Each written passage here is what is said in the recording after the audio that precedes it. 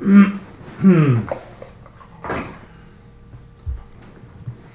hello everybody. Welcome to Fertility Fact or Fiction. I am your host, Dr. Rahi Victory, and I am here with my dear friend Tarek Ibrahim from Ibrahim Strategies Group. And we have no topic for tonight because it seems like everybody likes it better when we answer questions, and we don't always get through all of them, so we're giving you more time for questions tonight. I will say that I had some very serious fun trying to convince, or at least not convince, but ask for information regarding how labor that had any kind of intervention in it was so much worse than non-interventional labor, because I saw a post where someone had put a dog and a rooster, and the dog was jumping around the rooster and the rooster was trying to kill the dog basically, and the doula said that this was the same interaction as a physician, which was she was equating with the dog and her attitude towards it, her being the rooster. So I didn't necessarily take particularly kindly to being equated to a dog. And so I simply said, where is the evidence? And it was hilariously funny to see how many people were livid that I had asked where the evidence was. And all I said was, what is the evidence for this? And there literally was none. They referenced an article that actually didn't have any evidence in it because I read it after they said it. And so I said, there's actually no evidence for any of her claims. And that just made them angrier. And then they threw me off. So, which is actually why we have one of our most popular videos on YouTube, which is it safer to induce women? Because it is actually safer to induce women, but they cannot hear that. And then the one person I said, can you explain the results of the ARRIVE trial? And she said the ARRIVE trial is flawed because of this one specific thing that she claimed, which was that they didn't let people go into labor naturally, which is actually exactly what they did. They precisely either induced you or left you alone for 2 weeks to see if you would go into labor naturally. So it was hysterically funny because not only do they not have evidence, they don't even know how to interpret the evidence. Now, the interesting thing for me was that these are people that are completely medically unqualified, and they were arguing that they review the evidence with their patients or clients. And I was like, why are you reviewing evidence? You have no medical qualifications. I mean, that's like me deciding that I'm a neurosurgeon, and at least I'm a doctor, but I'm not qualified to do neurosurgery. I've assisted at neurosurgery. Would I know what I'm doing? Not a clue. So I don't get it. But anyways, it was quite entertaining to see the response. So much vitriol, like they just wanted blood because I asked, and they were like, you should know what you're doing. We shouldn't have to tell you. I'm like, I already know what I'm doing. I'm just asking you for your evidence. They didn't want to give it because there isn't any. So anyways, entertaining. At least for me. But I hope you guys had a great week, and hopefully there's lots of questions to answer tonight. On TikTok, they're asking if you're a medical doctor. So maybe a brief intro. I am a doctor. If you're watching on TikTok, I am a OB/GYN, board certified in Canada and the US, and then I did a 3-year subspecialty in reproductive endocrinology and infertility, for which I am again board certified in the US and in Canada. So I am a subspecialist OB/GYN with 2 countries that have certified me, soon to be 3 because I'm waiting for my British approval as well. Somebody says, there's a question about how much would it cost to get IVF done after tubes are tied? And do you do IVF? Yeah. Not sure if they're in Canada or America. Just heads up. Yeah, sure. So IVF in Canada with us depends on what you want done. So at the low end, about 6,500 Canadian. It's actually 6,250 Canadian, and we have packages that go up from there. So we start at 6,250 Canadian. So yeah, you just have to get a consult, and we can share our price list with you, or we can reverse your tubes, and that's also quite inexpensive compared to the US. So just give us a shout. Just contact info at drvictory for drvictory.com. I'm so glad you called them out. That's going for your your little battle royale. It was crazy. Like, it was completely ridiculous. I don't know what they were thinking. Yeah. Love watching your lives. What are your thoughts on artificial oocyte activation? Yay or nay? Yeah, it's a yay. So if you've had previous failures, we don't do it for everybody, but for patients that have had previous failures, we do use, it's called calcium ionophore oocyte activation. And yeah, we do use it. I'm not 100% sure it makes a difference, but we speak with a lot of patients that have had failures in other places, especially in the US, and we get way better results than they do. Like, I had one lady that got no blastocyst, we got her 7 or 8. We had another lady yesterday, I just reviewed her PGT results with, she had tried multiple times in the US, and they eventually told her, I think after 3 cycles, that she needed an egg donor because they couldn't get any blastocysts. We got her 5 blastocysts from just 5 eggs. She gave us 5 eggs, I got her 100% blastulation. And we got her a normal embryo out of that too. So there is something to be said for the techniques that are used. I don't know that calcium ionophore oocyte activation is going to take you from, having a terrible outcome to 100% success, but it's one of the tools we use when we have patients that have failed elsewhere. It's one of many. We use things like GM-CSF media. We laser hatch our embryos. We use time-lapse embryoscopes. We hire the best people for our lab and pay them a fortune, more than anybody else does, so that they stay with us and work really hard. We use, sort of really, really specialized stimulation techniques, so I don't just randomly pound people with meds and then drag it on forever so we get lousy egg quality. So there's a lot of things that go into it. Some like part of the stimulation or pre-collection, some of them at the time of collection, and then some of them at the time of the lab and what they do in the lab. And there's a lot that goes into the lab as well. So, technique, skill level, timing, not leaving the eggs out. I know one clinic I previously worked with once had a disaster cycle with one of my donor egg patients, and I asked them, why, and they kept saying, no, this is fine, this is normal, which it totally wasn't. And then when I dug into it a little bit deeper, I found out that the reason was they had let the eggs sit out for about 7 hours before they got to them. Those eggs are all toast, so you can't do that. So we're very, very careful with the biological material that we use. There's a nice funny comment on TikTok. Okay. Get some good night's sleep. You're doing my C-section tomorrow. Scoop some fat out while you're in there.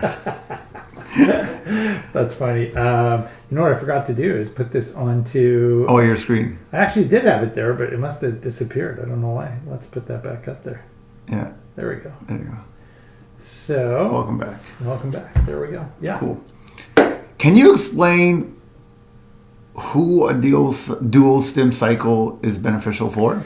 Yeah, so a duo stim cycle is primarily designed for women who have lower egg yield and they want to kind of compress the time it takes in order to do multiple retrievals, because you can do 2 retrievals in 1 month. However, we don't necessarily always do both cycles in 1 month. So you're not necessarily saving time. The reason for that is some of the studies have suggested that the luteal phase, second half of your cycle, eggs and embryos are actually better. And we find that you get a lot more of them if you do what I call split duostim, which is follicular phase, let's say in August, and then your luteal phase in September. So we've been doing a lot of that split duostim with really amazing results. We also discount our second cycle, which is interesting for me because most places are charging more to do duostim. We actually charge less than doing 2 cycles. So it's a way for us to save our patients a lot of money. And then we also have a triple stim, so we do that as well. So it's primarily designed for women with weaker ovaries, but it really can be used for anyone that wants to bank a lot of embryos. Hi, Dr. V&T. 50 follicles on day 8 scan. Wow. 50. 50. Okay. That's huge. Day 8 estradiol is 7,101 picomoles per liter. Okay. Petite with low BMI. Okay. Thoughts. Also, okay. hypoparathyroidism. hypo. Yeah. So we'll need HCG trigger. I'm scared. Would you cancel this cycle? No. Your estradiol for day 8 is totally reasonable. We have patients with much higher estradiols than that. And you can still use a double trigger. The hypo is okay as long as you're on an antagonist and your LH wasn't too low at the beginning of the cycle. So make sure your specialist knows exactly what's going on. I would never do a fresh transfer in that situation personally, but as long as they take good care of you, you should be okay. You don't necessarily need a full dose of HCG, even if you do need HCG. There are studies looking at using 3,500, 3,300. We typically use 1,500 or less. So there's a variety of approaches, but I definitely wouldn't cancel. You're 8 days into it. You're doing really well. As long as your follicles are growing well, keep going. And the other alternative you could use is to use low-dose HCG. Low-dose HCG was shown years ago by a guy by the name of Marco Filacori to have less of the smaller follicles continue to grow and just the slightly bigger ones grow, so you can not have so many follicles growing and get really high estrogen levels. So that's another approach that can be used as well. What's your information again for IVF? You mean just to contact us? Info, I-N-F-O, at drvictory.com. You can just put it up in the screen, can't you? It's on it's on TikTok? Yeah. I can't publish stuff on TikTok. Info at drvictory.com. I-N-F-O at drvictory. Or go to our website, ask for a consult from there, which, by the way, people have said that it doesn't work. So we got to figure that out. Asking for a consult. We'll check that. We'll sort that We'll out. check that Yeah. out. Or you can just call our office and ask for a consult. There's all sorts of ways to get a hold of us. Sometimes it's an end user issue. Maybe. On occasion. Maybe. I believe you. Hi with a wave. Hello with the way back. Yeah. That's good. Any dosage recommendations for turmeric and NAC before an FET? Thank you. Yeah, NAC we usually use 1,000 to 1,500. Turmeric depends on which formulation you're using, but the one we use, which is from NFH? I think it's from NFH. We use one that's got, it's Theracumin. It's 60 milligrams, so that's the one we use. How's the tea? You know what? Not bad. That one's okay. This one's okay. I wasn't sure what it went down smooth. It's okay. We've had experiences. Yeah. Tarek and I got tea as a gift from one of our patients, and one of them I was very puzzled on what it tasted like, and I couldn't place it, and eventually I realized it literally tasted like urinal, so it was not good at all. Urinal puck. It tasted like the smell of urinal pucks. Mind blowing. But we found some good ones in the mix too, so yeah. They're herbal, so they get away with that. We do, yeah. Hi, Dr. V. Yeah. What's an ideal TSH level for a FET? Less than 2.5. That's easy. That's easy. Yeah, that's a gimme. That's from the Endocrine Society, American Society of Reproductive Medicine, ACOG, SOGC. They all say the same thing. How long is the wait for laparoscopy with you now? It depends on the urgency of what's going on. Anywhere from minimal, like for emergencies, to a couple of months. Hi, Dr. V. I'm curious, why some patients need more PIO than others to reach a proper progesterone level? So it's all how your body processes it, where you're injecting, and are you getting it into the muscle? And then, of course, there's the endo patients, which require higher levels of progesterone. So there's a variety of features that go into that. Would you suggest a duostim cycle for a GAH of 15 and an AMH of 0.3? GAH? Uh-huh. You have to define GAH for me. FSH 15. She corrected FSH. it. FSH. Yep, that's a great time for a duostim cycle. Yeah, that's a very appropriate candidate for a duostim cycle for sure. Typing gets everybody. It gets everybody, yeah. Can you explain? Including us. Yeah, 100%. Gets me all the time. Can you explain how you would be a... Let me read that again. Can you explain how you would...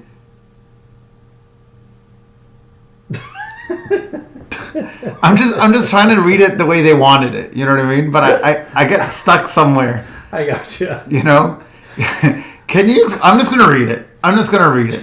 Just read it. Yeah. All right. Can you explain how you would be a protocol for FET to thinking the lining? To thinning? What? Like I said, how I would do a protocol for someone with a thin lining, maybe they mean? I think, I don't know if it's, because there's a K in there. I'm thinking thickening, but it says thin K-ing. Just tell them to ask it again. I think they know if they're watching. Yeah. Maybe just ask the thick lining question again, or thin lining, because I'm not sure if you want it for the thin or if you want it to thicken. Well, I guess it'd be the same thing. Is it? Well, if it's thin, they want it thickened, and if it's they're trying to thicken it, they want it thickened. So either way, it's thickening. Then they're thickening. Hey, you're the doctor, man. All right. So protocol for lining thickening? Sure. So no previous birth control. I would avoid that for sure. We would probably avoid Lupron. We would give you letrozole. You can use gonadotropins. You can use PRP. You can use Neupogen. We would put our patients on aspirin, vitamin C, D, and E. You can use vaginal Viagra. Pentoxiflline has been shown to be beneficial. L-arginine, L-carnitine. So there are a variety of supplements. The Chinese study we reviewed, I think about 3 months ago now, maybe more, looked at giving patients a low dose of gonadotropins like Gonal-F, Menopur, whatever you wanted. And that actually showed quite a significant benefit. So I actually used that in a recent patient that I posted about, and she did great. So that's something that we can do for you too. So there's a lot of different approaches, but I need to know more details about you and then plan a protocol specific to your biology, because it all depends on what's going on. If you are going to do PRP, we typically do it about a month in advance. If it's for lining thickening. For unexplained failures, you should do it 2 days before, but for lining thickening, we do it a month in advance. What is an alternative for sub-Q IG if not available when it comes to full HLA match? IVIG is probably the only other thing you can do, or intralipids, but that's not as strong. So that's probably the best you're going to get. And IVIG is better than sub-Q IG, but it is quite expensive. So you got to be prepared for that. Hi, Dr. VNT. Is there an ideal timing of IUI after trigger? My clinic is closed on the weekend, so my last IUI was 12 hours post-trigger, which seems too soon. There are studies that have compared 24, 36, and 48-hour IUI times with little to no difference. There was a slight tendency of a preference towards 36, but no significant difference. 12 is like a little too quick, I would say.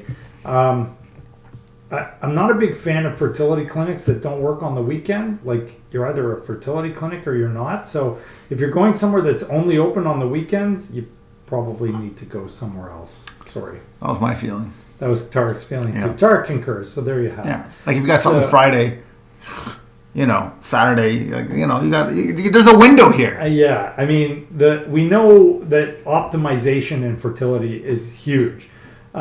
There is a window of opportunity that is optimal, and that has very much to do with egg size, endometrial preparation, all of those things. So you're either basically 24/7, which we are, or you're not. Now, we do close down for 1 week a year at Christmas, but that's to give my staff a break, because they actually said they'd burn me at the stake if I didn't. And then the other part of it is because of the fact that we need to clean the lab. So aside from Christmas, we're open all the time. Someone always has to be here to do stuff. We do try to avoid transfers on the weekend, but we do those too. Like I did one on Sunday. So sometimes you do what you got to do. It's all about the patience. It's not about being on the golf course. And I don't golf. It's not a pizza. Do you golf? Oh, we talked about Yeah, this before. yeah. But I'm really bad at it. And this year I couldn't get out. This year I haven't gotten out yet. You're not as bad as I am. I don't golf, man. Well, I'll tell you, it's a sport that I like, in parentheses, and a lot of golfers would disagree on it. But my favorite sports are the sports that you don't have to move. You know what I mean? That's my favorite. So you get the cart, you drive around, you swing. Yeah, I'm almost in a live video game, and I also like shooting the those things. Oh, I forget what it's called right now. Skeet shooting. Skeet shooting. Skeet shooting. I also enjoy that. Again, another sport that requires very little movement. Yeah. These are my go-tos. Yeah. Very cool. Very cool. Is SVS testing conducted on all IVF pregnancies in your clinic? CVS. CVS testing. Good God, no.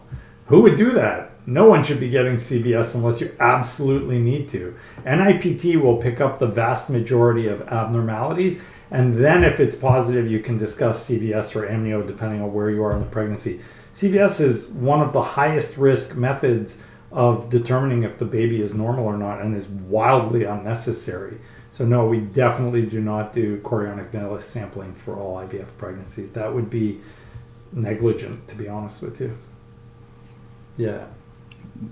Interesting. At least way excessive, if not negligent, but way excessive. Like, I would never agree to doing that. I think in the last 20 years, I don't even think we've done CVS on even 5 patients. Very, very, very rare.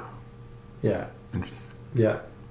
Thoughts on Lovenox during FET and the entire pregnancy in combination with aspirin 81 milligrams? Benefits, drawbacks, considerations? Benefits, very good for people with lupus, thrombophilias, methyltetrahydrofolate reductase enzyme deficiency or abnormalities. We got all sorts of reasons why it would be beneficial, sometimes even in unexplained cases, although that's more controversial. And then disadvantages, probably an increase in subchorionic hematoma formation, so it can cause an increase in bleeding. And while it doesn't increase your risk of brain bleeds and stuff like that, spontaneous bruising, it definitely would probably be a little bit riskier if you were in something really traumatic, like a bad accident or something like that, but that's minimal and we don't focus on that too much. So as long as you're comfortable with the risks, the benefits are very reasonable in many circumstances. It is controversial as to whether or not it works for just unexplained failures. Yeah. My period stopped after fibro procedures. What can I do? I'm 42 years old. My period stopped after fibroid procedures? Mm-hmm. What can I do? do? Yeah, I'm 42. I would need to know what procedure you had. If you had uterine artery embolization, then I would need to know, because uterine artery embolization over the age of 35 is associated with a much higher risk of premature menopause or earlier menopause. So we would need to know what's happening. If it somehow damaged your uterus, that might be reparable. If it damaged your ovaries, there isn't a lot you're going to do to be able to correct that. So that might be a donor egg situation, or maybe something where we would look at rejuvenating your ovaries, PRP, DHEA, testosterone, human growth hormone. There are things we use, but I would need to know a lot of detail about you. Sounds like a really cool case, so reach out to us and we'll definitely be happy to help you out. How long after pregnil, double trigger, and egg retrieval should you expect your period? Pregnil, double trigger, egg retrieval. Exactly 14 days. Hello, both. Sorry, I said that incorrectly. Exactly 14 days and 36 hours. So 15 days and 12 hours. Yeah. I like the little add-on of 36 hours. Yeah. Hello, both. Yeah. And thank you both. You're welcome. Thank you. 25 weeks pregnant with severe UTI. Been on amoxicillin 500 M3 M 3 times a day. Yeah. Half since Saturday, not feeling better. Oh, this is one of two of two, sorry. Since Saturday, not feeling better. Did yeast infection swab and urine cultures as well? Should I stop the amoxicillin or wait for the results? Any thoughts? I can't answer specific medical questions because it's not appropriate medical legally for me to do so, but I can tell you should go back to your doctor. I can tell you in general, not all urinary tract infections are susceptible to amoxicillin. So there are many instances in which we need to use a different antibiotic or a combination of antibiotics. And certainly in pregnancy, that's a possibility. The other thing in pregnancy is there are women that get kidney stones. And if you're having any flank pain, that's something we would explore as well. So please attend to your hospital or your doctor to be assessed for management of that. Hi, Dr. V. 50 follicle person here again. Is the 7,000 estradiol incongruent with the follicle count? Might it match up? Curious how many I will end up with. Is the 50,000... 50 follicle person here. Yeah. Ask the question again. Is the 7,000 estradiol incongruent with the follicle count? No, the 7,000 is congruent. It depends on how many of those 50 are actually growing and what their sizes are. So, I mean, I'd have to see your stim sheet, but 7 or 8,000 on day 8 is not bad at all. We would normally end up retrieving or triggering around day 11, maximum day 12. You could do a lot of growth in those days because it could even double. So you don't want to overshoot. Now, are they underdoing it? If your egg count was 50, yeah, it's possible. But then again, it depends on your age, how many eggs you're going for, what your fertility problem is. So I don't think you're in a bad situation. I don't know that it's optimal, but I would need to see your stim sheet to be able to give you more information. Hello, beautiful people. Beautiful people, it's a new one. I don't think we've had beautiful people. I How come the poll's still up on TikTok? You got to swipe it down. I got to swipe it down? Yeah. Just like a flick? Yeah. Not so much, dude. No one did it. No. Oh, I click on the X. Should I start it? No, I started it. I think I started it. Oh, cancel. No, I think that's me. I got to start it. There you go. There you go. Now it's working. I think you started it, but then I don't know. Oh, you stopped it? No, I didn't touch it. All right, we'll see. But I can't see anything now. Anyways. There we go. We'll see it in live. Yeah. I'm watching. Don't worry. Okay. Hi, Uncle Rahi, says Jessica. Says Jess. Hi, Jess. Jess, we're going to see you at the cottage, although I won't be at the cottage. We got a new kitten, my first ever pet. You should talk about that. Yeah, I got a new kitten. His name is Mithril. I've never had a pet before. I have no idea what I'm doing. He's very, very cute, and he hides under a cabinet right now because he's afraid to come out. And I had to put him to sleep last night because he had the zoomies and was terrorizing our office. So I think you have to be careful with you put him to sleep. I think there's some code word in there in the pet world. I was putting him to sleep. I had to stroke his head like this. Really? Yeah, until he finally fell asleep. Oh, wow. Look at you. Yeah. I was like... You're like a pet whisperer. I was the pet whisperer last night, for sure, yeah. Hello, Dr. V. 33 and had 3 retrievals, 1 MC and 6 weeks.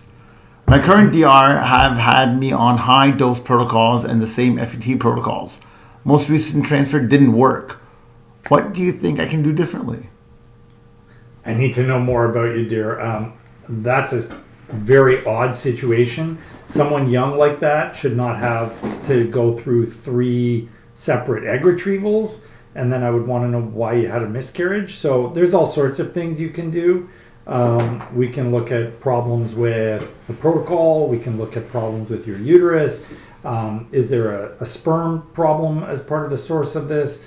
I mean, there could be a variety of different issues involved, but I would need to know more detail about you to be able to answer. I will tell you that in our hands, and in the hands of other doctors that I respect, that it would be unlikely you would need to do 3 cycles. Like, we would be thinking there's something horribly wrong if you needed 3 separate cycles at 33. It happens from time to time. I'm not going to say I haven't had people that needed that as well, but it's super rare. Like, it's very uncommon. And usually we're finding there's either a very significant sperm or egg problem and addressing it before you have to do another cycle. Suggestions on protocol for IVF with AFC 19, AMH 2.23, FSH 6.63. Just had lap surgery to remove fibroid, endometriosis, and right tube. I'm 41 years old. Oh, 41. Kona left 300, Menopur 150, or maybe 225 150, or Recavel, which is a great product as well, 20 units. I think that's what I would do for someone like that. Antagonist protocol, double trigger, so GnRH agonist and a HCG trigger together. Don't go past 12 days, no matter how many eggs you make. You actually have very robust ovaries, it sounds like, so that's great. Make sure you're using a great lab who can help you out. Lots of supplements, lots of vitamins for at least a couple of months before you go into it. If you've done it before, I would need to know how you responded before, because that makes a big difference. But that would be a basic approach. Baby aspirin, lots of vitamin D, iron, your prenatal vitamins, fish oils, melatonin, ALA. There's a lot of stuff we would use natural. Some of the stimulation drugs we would be careful with. You may benefit from human growth hormone and testosterone use as well. You're making enough eggs, but you can get more mature and potentially better quality embryos with some supplementation for priming. So those would all be reasonable approaches.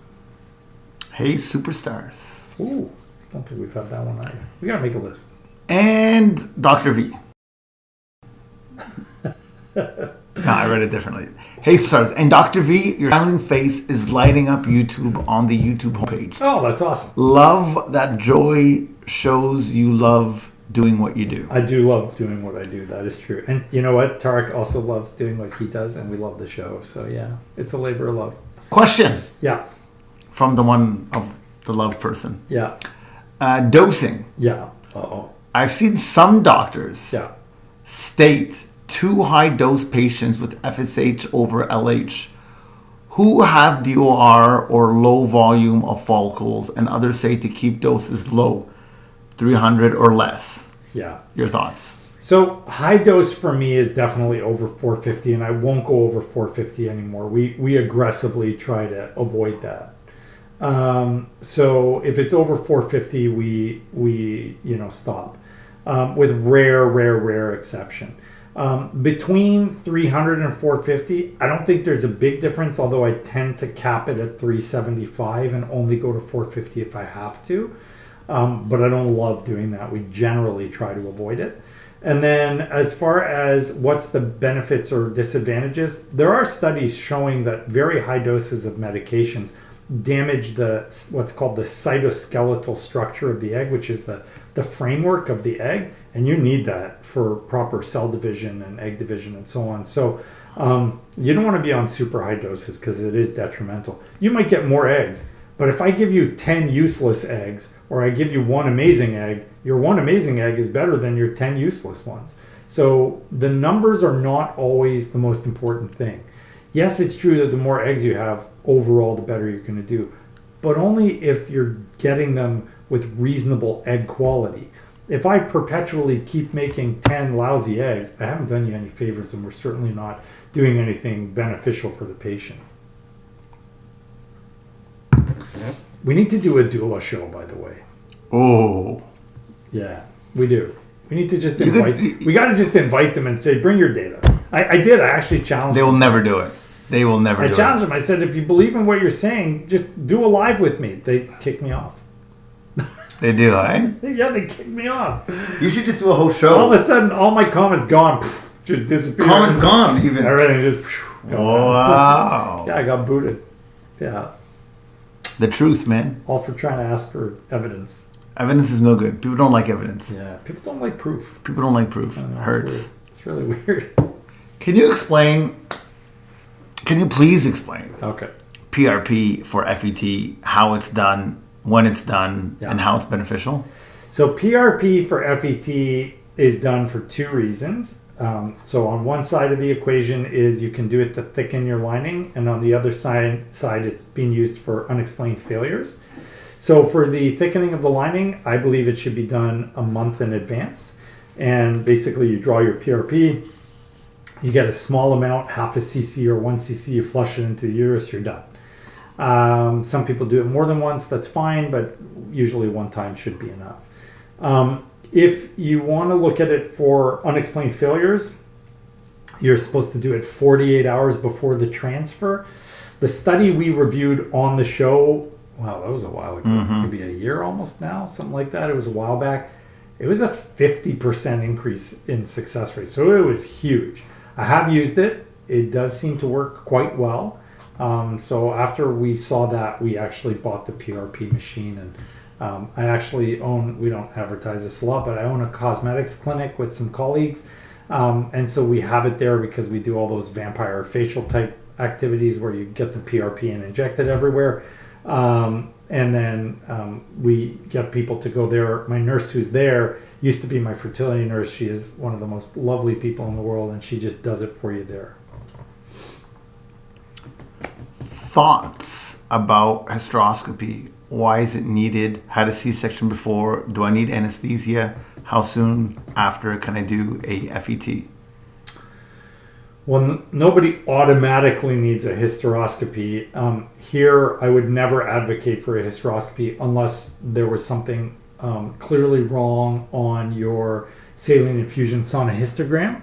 So if you had something wrong with your saline infusion sonohystogram, then yes, of course, I would want to see what was wrong hysteroscopically. So if I see a polyp or I see a fibroid or your septate or whatever, then those are things that you would need hysteroscopy for. But does everyone with a cesarean need a hysteroscopy? Of course not.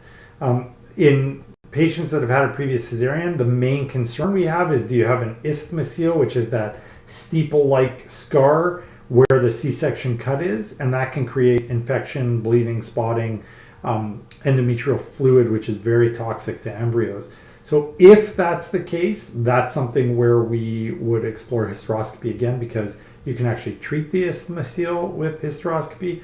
But again, you need to see that first on a saline infusion sonohystogram. Now, I advocate for those here because A, our patients don't have to pay for them, and B, it doesn't require any anesthetic. If you're doing hysteroscopy, yes, you need some kind of anesthetic, unless you're using a very small diagnostic only hysteroscope. There's one called EndoC. I wasn't impressed, but some of my colleagues use it. I just don't think it does anything. So, that pull thing will not go away. You gotta swipe down. I did swipe down. Look, it's going nowhere. Click on it. Click on your face. So weird. Yeah, it's not going anywhere, dude. I don't want to create a new poll. Nope, not happening. No clue. It looks good on here. No worry. Right. You're good here. Fire away. Do you take American insurance?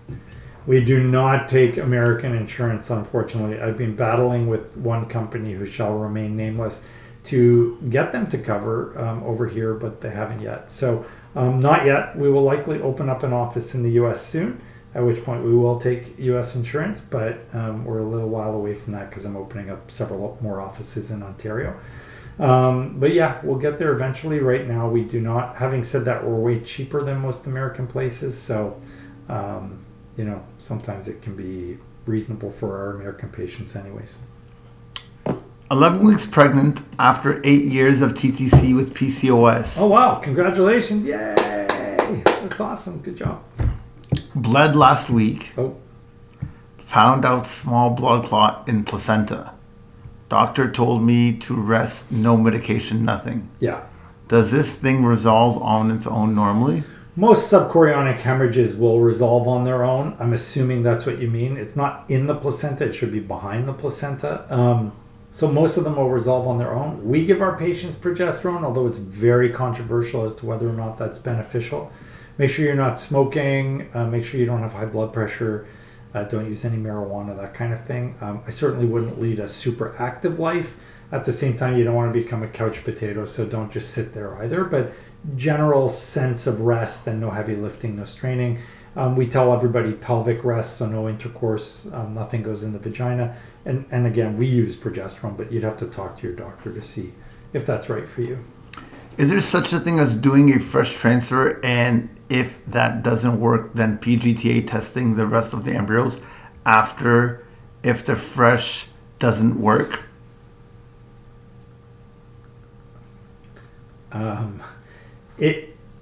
If you're doing PGT, you want to do it while the embryos are fresh. So you could do one embryo as a fresh transfer and then biopsy the other ones and then freeze them. Yes. Having said that, there are many disadvantages to doing fresh embryo transfers, so we don't do that very often at all.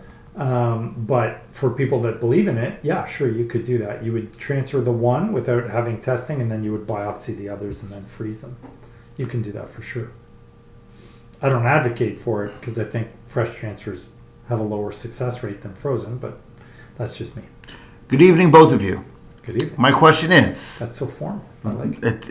My question is... Good evening. Colon. This is well written here. Okay. At 40 years old... Yeah. It is... No, there it goes. At 40 years old, is it possible to transfer 2 frozen embryos at the same time? I would like to have both transferred. Is this possible? Thank you. Yeah, of course it's possible. We don't recommend it. And if they're PGT tested, I definitely wouldn't recommend it. If they're not PGT tested, in a heartbeat, I'd be happy to do it. If they are PGT tested, we would never advocate for doing 2. It's very high risk for ending up with twins. So I'd be very cautious about that. Hi, Dr. V&T. Can Lupron ever be used to tame down inflammation for a natural cycle, non-ART, for suspected endometriosis? Can birth control prior to a natural cycle help for the same reasons? Birth control is probably a bit weak, but Lupron you could use. So if you went on Lupron and letrozole for 3 months and then went back into naturally stimulating or ovulating, you'd get a brief period of time where your endo would still be relatively suppressed. So yeah, you could do that. How often do you see that euploid embryos are actually not euploid, say after MMC and a DNC during which fetal tissue is tested? Mine had a trisomy 10. Really? After a euploid embryo? Wow. It's supposedly less than 1.3%. So it's supposed to be very, very rare. That would be highly unusual. There are mistakes, though, so that's why that 1% is there. I mean, there are cases where they get it wrong. It's usually the other way around, so your case is very interesting. Traditionally, boy, that's opening up a big can of worms. Traditionally, if you have a mosaic embryo or an aneuploid embryo, some of them can actually be mistakenly registered as aneuploid. So there's a very recent study I shared with my lab director, which we're going to review shortly, where they compared 2 different platforms for analysis of embryos. And it showed that I think it was up to 50% or something like that of the ones that were classified as abnormal with one protocol actually came back as being normal. So it depends on what platform you're using to analyze these, and there can be errors. PGT is wonderful and it's a great tool, but it's very much a tool that we are still figuring out the use for. So and how to use it properly. Think of it as like, an embryo is a screw and PGT is like a hammer. Sure, you can use it and it will work and it might be effective in some cases, but we haven't quite figured out how to get it in perfectly or how to use it in the right way to finesse it to make it perfect. So that's probably not a great analogy, but hopefully you'll all catch what I'm saying. We still don't fully understand PGT. There are studies that have very clearly shown that PGT can decrease your chances of success.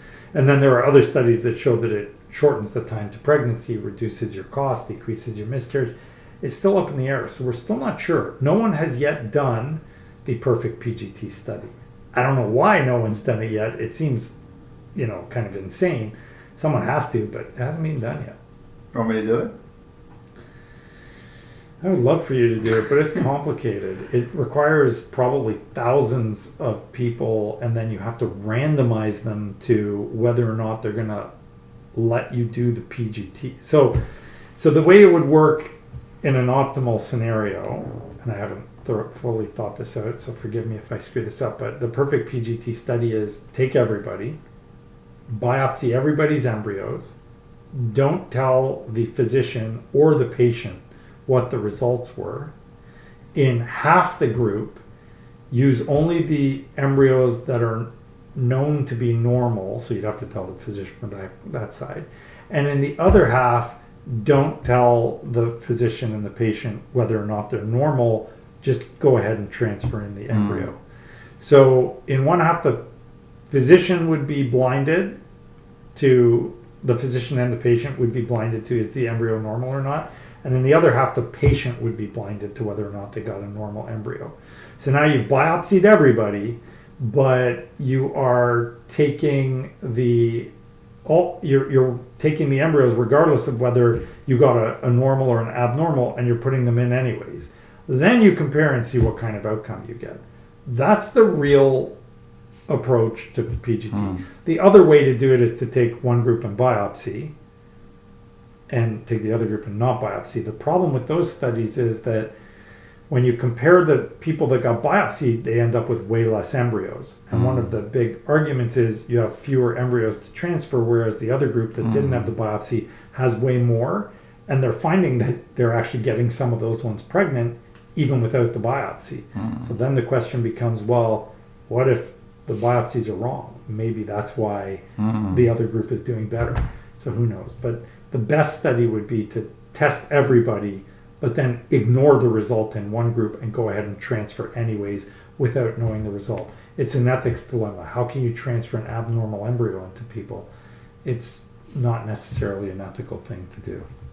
Complicated. Unless they sign up. So do you want to run that study? Yeah, I'm up for it if you are.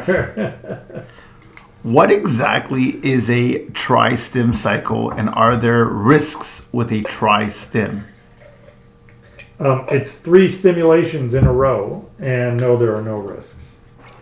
So we just do one, and then we do another, and then we do another, and we just keep doing it as much as we can. So we call it triple stim. So you're doing a follicular phase, then we'll do a luteal phase, whether it's immediate or spaced out, and then we see what the results of those two are, and we guide you and let you choose whether you want to do another follicular or another luteal. So that's how we do ours. Any studies on can the biopsy damage the embryo? Yeah, that has actually never been shown to be a problem. So biopsied embryos do not do worse than unbiopsied embryos do. Thank God. Can you talk about adenomyosis as it relates to implantation failure, and what type of FET would be ideal? Also, what supplements are good for silent endo/adeno? So an adenomyosis-based uterus or plagued uterus definitely has a harder time with implantation. We know that from many, many studies. In particular, I just reviewed an article that was suggesting that there are higher rates of complications in the pregnancy of patients where the embryo implants over an area of adenomyosis. So there are difficulties with implantation and then pregnancies in patients that have adeno. With regards to what protocol, you need an endo protocol. It's the same thing, right? Adeno is just endo in the wall of your uterus. So Lupron, letrozole, lots of supplements, high-dose progesterone, no estrogen or minimal estrogen, letrozole-based protocol. And then supplements, we use, and we would also advocate for a bit of an immune protocol, intralipid steroids. For the supplements, we personally know that there is data for, so I can't tell you what to use, but you can discuss this with your physician. I can tell you what there's evidence for endo, and that is NAC, coenzyme Q10, curcumin, resveratrol, ALA, and berberine. There are some others as well. We just use the first 5. I don't use berberine, but there is quite a bit of evidence for those other ones, and so I believe in using them. I was told I have egg quality issues. Sure. My first retrieval was at 32 last year, okay, and I've done 2 retrievals this year. Wow. I'm getting 10 eggs each time, and only 2 make it to day 5, getting 1 normal and low mosaics. Okay.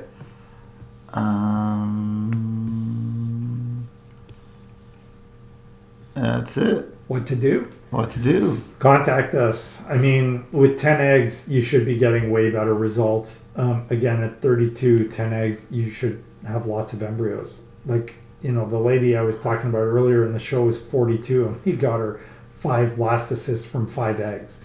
So contact us. We can probably help you. info@drvictory.com. Yeah. Can laparoscopy truly improve pregnancies and live birth rates without IVF or Lupron? Thank you for all you do. I have RPL 37, but AFC 24 plus, AMH 6.17 nanograms, and 2 previous LBs. Laparoscopy will never help someone achieve a higher live birth rate unless you have hydrosalpinx and they remove your tubes. Laparoscopy is not going to find something that could be beneficial. I guess the one exception would be massive fibroid or adenomyoma, but short of something wrong with the body of the uterus, you're not going to find something on laparoscopy that will resolve recurrent pregnancy loss. Hysteroscopy maybe, but those are cases where I need to know why you're miscarrying. So are you having an infection? Are you having an immune problem? Are your vitamin levels okay? Is your thyroid functioning properly? What's your partner's sperm like? So all of those things are important. Laparoscopy will never help with recurrent pregnancy loss. Infertility, absolutely no question. If you find endo, if you find tubal damage, if you find all sorts of things, we can see very significant improvements in the success. But short of something like that, you're not going to get a benefit from doing laparoscopy. Just learned my husband has balance translocation. Yeah. Should we cancel transfer on Tuesday and do PGT? Oh. So you need PGT SR, which means you're going to have to thaw all of your embryos and then hope that they can be biopsied. And PGT SR, by the way, is quite expensive. That's something you got to review with your doctor. It would be dependent on the quality of your embryos, how many you have, what your resources are. Can you do IVF again? I would definitely want to speak to a genetic counselor. We just signed up with a genetics counseling business. Lovely people who are going to be included in every single one of our IVF cycles. So we're going to pay for you to get free genetic counseling from now on. So we're going to have her on the show. She's cool. Delightful. And so we'll be talking about that soon. But from now on, all of our patients will be getting genetic counseling as part of their IVF. And we're not even increasing our prices. We're just going to eat the cost. So definitely I would talk to a genetic counselor before I make that decision. You need to go into it understanding that your miscarriage risk will definitely be a bit higher. Your failure rate would be a bit higher. You'd have a reasonable degree of chance of having an embryo that is carrying the translocation. Now, that might be fine because they turn out just like your husband, as long as you're happy with your husband. But assuming that you are, there shouldn't be any significant dilemma if it's like that. But there are no guarantees because it depends on how all the chromosomes line up together because of the translocation. So make sure that you see a genetics counselor. That would be critical in my mind. Is a TSH of 0.4 an issue when trying to conceive? I know it still falls within normal range to some labs, if not all. At that low a TSH, my question to you would be what's your T4 and your T3? Because that would be equally important. So I would want to know more information. Yes, it's in the normal range, but it's quite high. So if your thyroid is being overdriven at that level and you have a T4 of 24, that's too high. I just found out my vitamin D level is atrociously low. Sounds like something I would have said. I somehow think they learned that from me. Yeah. I feel like it's something you would say. That's a word I use sometimes, yeah. Should I proceed with my second round of IVF or keep supplementing and hope for the best because I'm 42 and a half and don't have time to waste? I would just take a super high dose of vitamin D and fire ahead. Like, take a couple of weeks. You don't need to wait forever. Yeah. How does a non-medicated natural FET cycle work? Would I take any supplements, example, estrogen or progesterone? So non-medicated generally means no estrogen. You should always take progesterone. The studies are very clear that supplemental progesterone is necessary. but you can avoid estrogen for sure. How does it work? You can just follow your natural cycle, wait till you have a follicle that's 18, either start the progesterone, not just follicle that's 18, endometrium that's at least 8 millimeters in trilaminar, and a follicle of around 18 or so. Start the progesterone or trigger the release, and then LH plus 7, that kind of thing. There's all sorts of different approaches to it.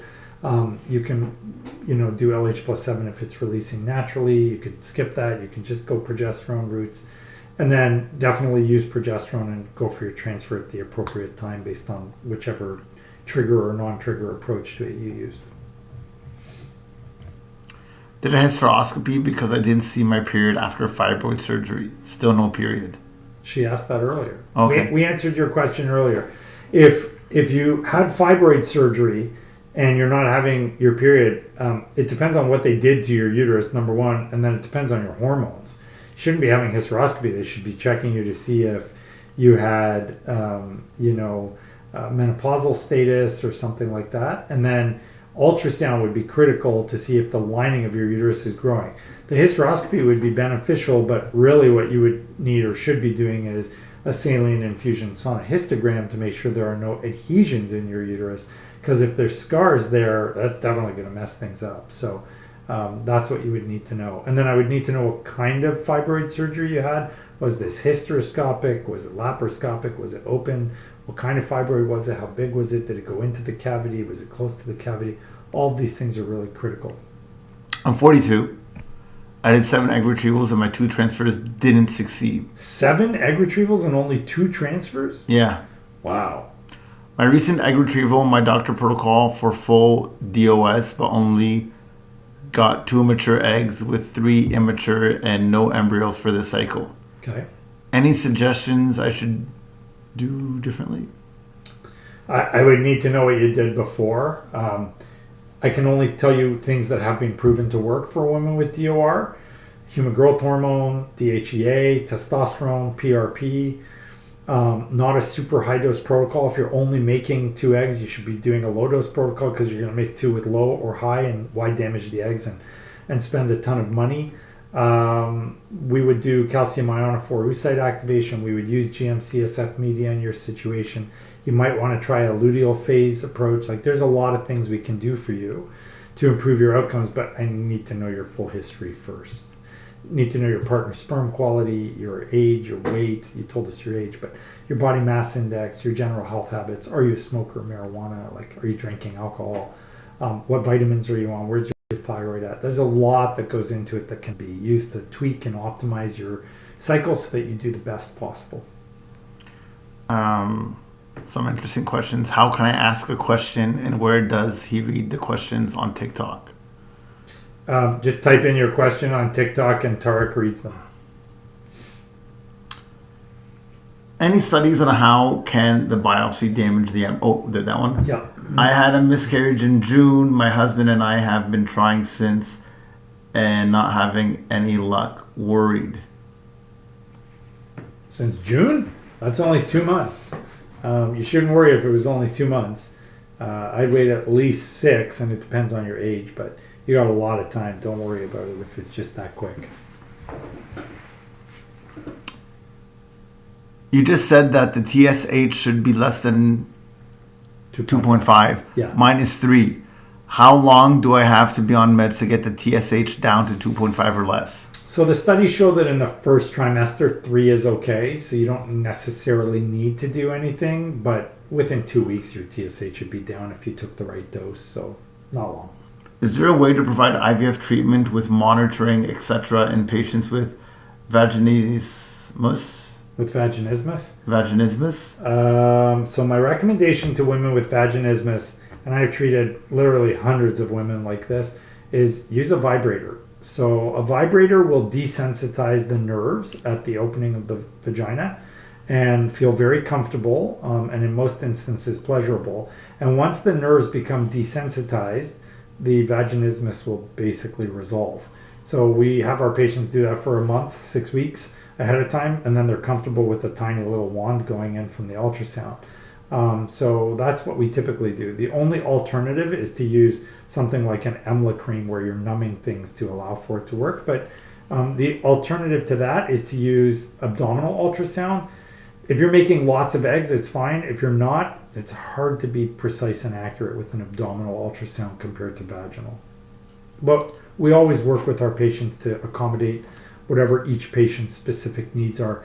And actually, legally, you have to. You have to be prepared to make accommodations for people with any kind of, disability. And that vaginismus is in some ways a disability. Vaginismus, she said it glitched and she couldn't get it all. What I said? Yeah. Oh no.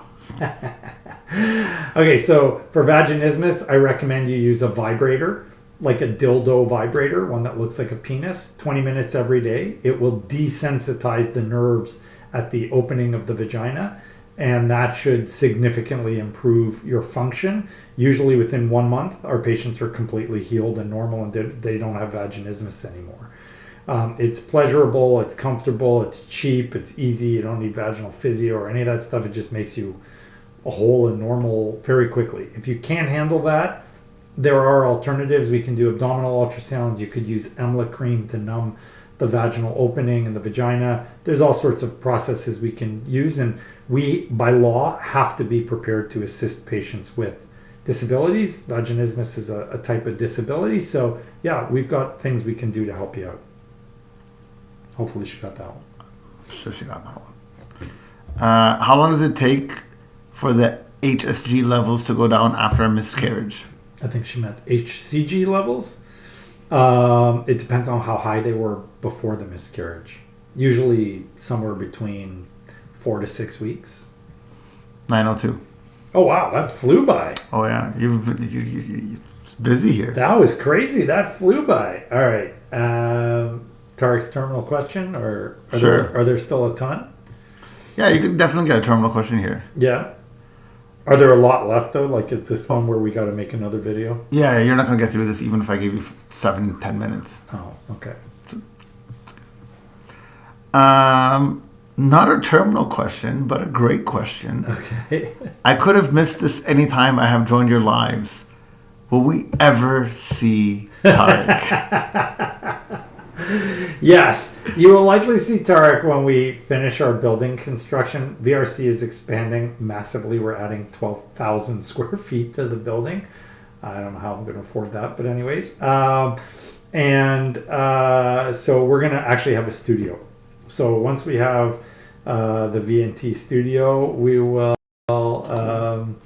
then have Tarek live, because we're going to have it like, with the headphones and the computers in front of us and the booths and all that stuff. So it'll be cool, and probably like an overhead camera and mic and all that stuff, right? So yeah, we'll be tinkering. It'll be a full setup. It's nice. He's very excited about that. There's a good smile. Hi, Dr. VNT. I did goof up and show you last week. Yeah, you for a quick second, I dived for cover. Yeah, I dived for cover. Yeah. But I think it was just on TikTok. Because it was on that one. It was only on. Yeah. So I don't know if the TikTok people saw it or not. I think they didn't catch it. Yeah. But yeah, that I really ducked that time. You did. Oh! I know. I wasn't even thinking. I told my kids the other day that we're going to do a face reveal, and they're like so excited. They're like, "That's a big thing, a face reveal. Like that's you could hype up the entire show based on a face reveal." For what it's worth, it's not that good of a face. I say we take, some of those famous Instagram and TikTok videos of people that never show their face. Yeah. We just see their physique. Yeah, right. And then we just put you on those. There you go. That is the new me. Yeah, there you go. Wouldn't matter, guy, girl. We just doesn't matter up there. That's it. Yeah.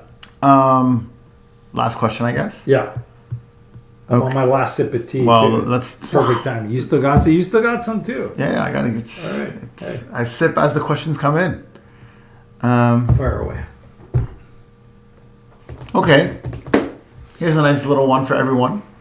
Hi, Dr. V. How can I make my IVF successful at first attempt? Oh, wow. First and foremost, most important, beyond anything else, make sure you're working with a really good clinic who has a really good doctor for you. I think that's probably the most critical step. Number 2, make sure they listen to you, understand your biology, and understand that you're unique. You have unique features, unique biology. Cookie cutter medicine does not work well in fertility. Number 3, no smoking, no drinking, no drugs. And by no, I mean 0. Lots of vitamins. Watch your diet. And this is for you and your partner.